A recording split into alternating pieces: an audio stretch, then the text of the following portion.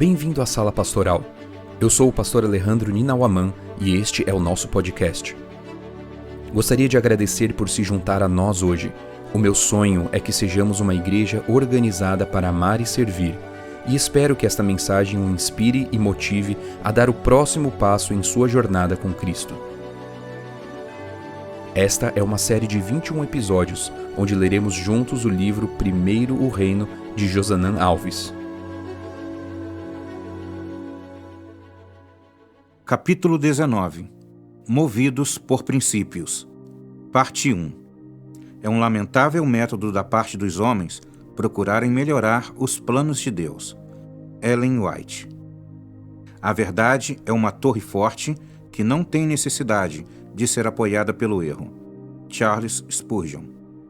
Sempre que estou viajando, peço a Deus que coloque em meu caminho pessoas com quem eu possa conversar e apresentar o amor de Jesus. Quando tenho essa oportunidade, começo a levar a conversa para algum tema espiritual. Em certo ponto do diálogo, geralmente ouço a seguinte pergunta: você é religioso? Eu respondo: sim, sou adventista do sétimo dia. A pergunta seguinte, algumas vezes, é: como é a igreja adventista? Como ela funciona? Eu já respondi a essa pergunta de diversas maneiras, mas, há algum tempo, minha resposta é: a Igreja Adventista do Sétimo Dia é uma igreja movida por princípios bíblicos. Se você acredita na Bíblia, de Gênesis a Apocalipse, você iria gostar de ser adventista do sétimo dia. Somos movidos por princípios. O que fazemos e cremos deve estar baseado na Palavra de Deus. São os princípios bíblicos que nos movem. E sabe por que são importantes? São eles que confirmam a verdadeira adoração.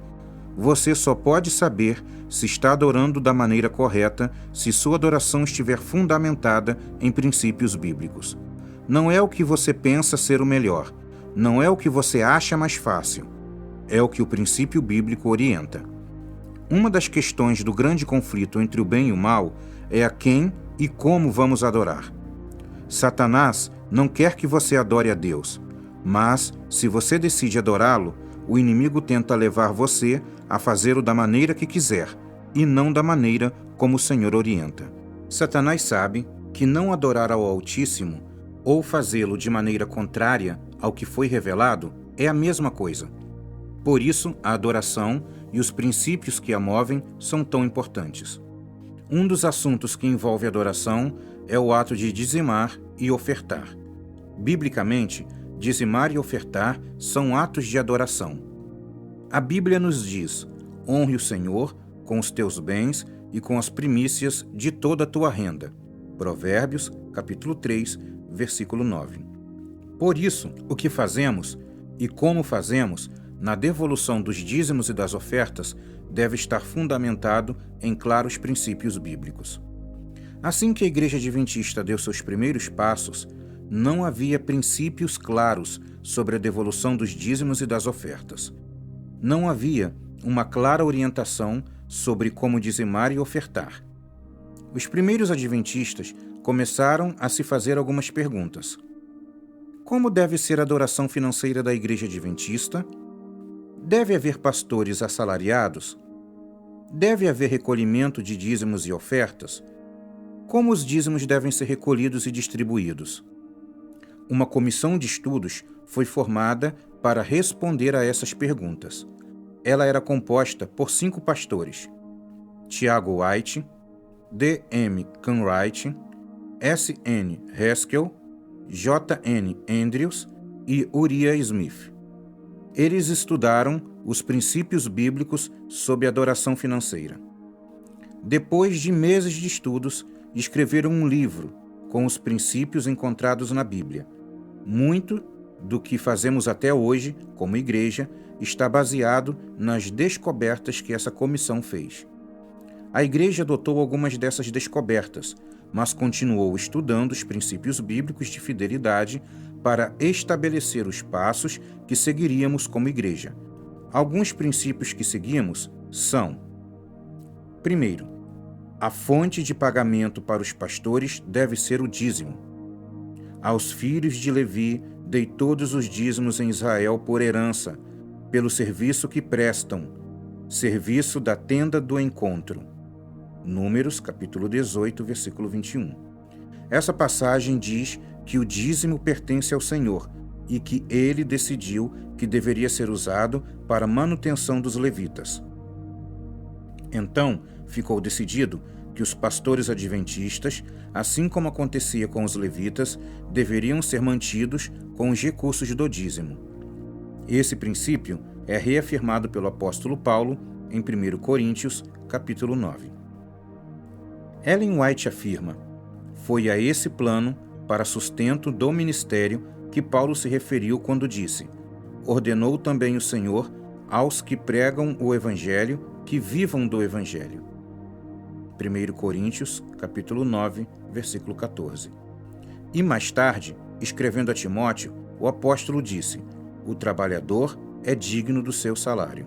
1 Timóteo, capítulo 5, versículo 18.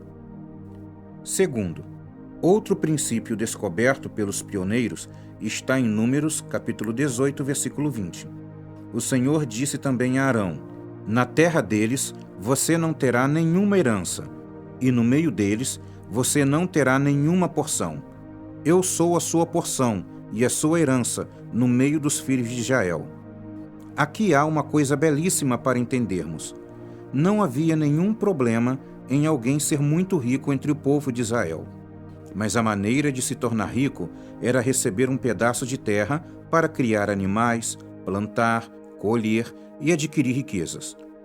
11 tribos tinham sua herança e sua terra. Uma tribo, no entanto, não recebeu nenhuma terra em Canaã. Sabe qual tribo? A tribo dos levitas. Eles não tinham como plantar grandes porções de terra, nem tinham como criar grandes quantidades de gado. Deus havia dito: eu sou a riqueza de vocês. Recebendo dos dízimos, eles nunca poderiam chegar a ser os mais ricos de Israel, tampouco seriam os mais pobres, mas viviam na média de 10%, dízimo da riqueza e da pobreza de Israel. A igreja viu nesse princípio que os pastores deveriam ganhar do dízimo, mas não ao ponto de se tornarem ricos. Falando de maneira clara, biblicamente, essa ideia de pastores multimilionários que aparecem nas listas dos homens mais ricos, comprando jatinho, fazendas e fazendas de gado, é uma clara rejeição de um princípio bíblico. Se um adventista desejar se tornar um milionário, não há nenhum problema, desde que não receba seu salário da igreja adventista. Terceiro, se você estudar os detalhes do trabalho dos levitas na Bíblia, vai descobrir que a tribo dos levitas era dividida por famílias e que cada uma tinha uma atividade específica. Uma família se dedicava a dirigir o louvor no templo. Outra era responsável por zelar pelo tabernáculo. Outra tinha a tarefa de montar e desmontar o acampamento. A família mais conhecida era de Arão, responsável por dirigir todo o ritual do sacrifício. O princípio aqui é o seguinte: nem todos os levitas faziam as mesmas coisas, mas todos ganhavam sob a mesma base salarial. Isto está descrito em 2 Crônicas, capítulo 31, versículo 15. Debaixo das suas ordens estavam Éden, Miniamim, Jesua, Semaías, Amarias e Secanias. Nas cidades dos sacerdotes, para com fidelidade distribuírem as porções aos seus irmãos, segundo aos seus turnos, tanto os pequenos como os grandes. O termo, tanto aos pequenos como aos grandes, revela que todos os sacerdotes, quer fosse o sumo sacerdote ou o levita que zelava pelo tabernáculo, ganhavam com a mesma base salarial. Esse princípio também foi adotado por nossa igreja. Todos os pastores adventistas ganham sob a mesma base salarial. A igreja adota um fator percentual para pagar a todos os pastores, independentemente de onde ele trabalha ou qual função exerça. Quer seja distrital, administrador ou departamental, todos recebem sob a mesma base salarial, assim como acontecia aos levitas. Esse princípio se aplica ao salário, pois em algumas funções pastorais, os pastores atendem um território maior que outras, exigindo assim um reembolso de despesas diferentes de uma função para outra. Por exemplo, a geografia de trabalho de um pastor distrital com 8 igrejas não é a mesma que a de um departamental da União que atende 200 igrejas. Então, o salário de ambos tem a mesma base, mas, logicamente, as despesas de viagem não podem ser as mesmas. Isso é chamado de reembolso e não faz parte da base salarial do pastor, por serem despesas operacionais do trabalho. Outras perguntas a serem respondidas por nossos pioneiros eram: como a igreja deveria recolher os dízimos e as ofertas? Como seria o processo de pagamento dos pastores? Cada igreja deveria pagar o seu próprio pastor? Então eles estabeleceram um quarto ensinamento fundamentado em um princípio bíblico. Veja que descoberta bíblica maravilhosa. Quarto, quando o povo entrou na terra de Canaã, Josué dividiu a terra para as tribos. Cada tribo ficou com uma porção de terra. Apenas uma tribo não recebeu nenhum território, a tribo de Levi. Deus orientou Josué a separar no território das tribos 48 cidades onde os levitas iriam morar. Números, capítulo 35, versículos 7 e 8. Os levitas não tinham território, moravam em cidades espalhadas nos territórios das tribos irmãs. A isso poderíamos chamar de distritos pastorais dos levitas. O mais fácil e lógico era que cada tribo pagasse os seus próprios levitas. Isso era o mais fácil. Cada tribo recolheria o dízimo e pagaria os levitas da sua região. Porém, Deus orientou que não deveria ser assim. Os dízimos deveriam ser recolhidos por todas as tribos e levados para um único lugar, Jerusalém. E depois, alguns levitas responsáveis por isso voltariam pagando os demais levitas. Imagine a complicação. Não existia banco, transferência bancária, nem o aplicativo 7Me. Você consegue imaginar a dificuldade? Por que Deus fez assim? Imagine que você fosse levita em uma cidade próxima à região de Berseba, na área sul da tribo de Judá, e outro levita conhecido trabalhasse nos vales férteis da tribo de Naftali, ao norte. Imagine que houvesse uma seca muito grande na região de Berseba e os habitantes não tivessem recursos para devolver os dízimos e pagar os levitas da sua região. Enquanto os habitantes da tribo de Naftali tivessem uma colheita extraordinária, elevando o valor do dízimo às alturas. Provavelmente você pensaria: eu não quero mais ser levita aqui em Judá, quero me mudar para a região de Naftali, para poder manter minha família. Aqui está a beleza da sabedoria divina. O homem não é capaz de pensar nisso. Deus, em sua sabedoria infinita, é capaz de pensar em tudo. Todo o dízimo de Israel era reunido em um único lugar, em Jerusalém, e depois havia levitas que tinham a função de retornar pagando os levitas de todas as 48 cidades, segundo Crônicas 31, 11 a 15. Essa era a maneira de Deus fazer com que um levita não invejasse o levita de outro lugar e impedia que um levita fosse rico enquanto o outro padecesse necessidades. É exatamente assim que a Igreja Adventista paga os seus pastores. Quando você devolve o dízimo, o tesoureiro de sua igreja não paga o pastor, mas envia para a Associação Missão, que recolhe o dízimo de todas as igrejas e paga os pastores com a mesma base salarial.